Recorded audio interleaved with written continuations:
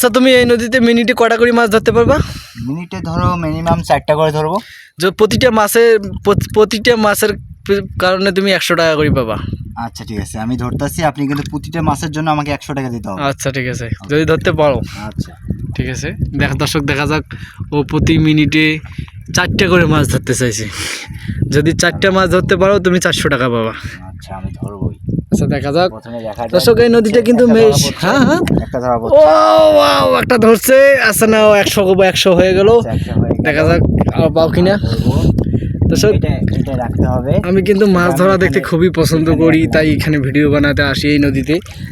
আর নদীটা কিন্তু বেশ একটু বড়ই আছে, পানি একটু শুকিয়ে গেছে বর্তমান, পানি কম, কিন্তু মাছ আছে এখানে। মাছ আছে, অনেকে হাত দিয়ে ধরে, অনেকে জাল দিয়ে ধরে।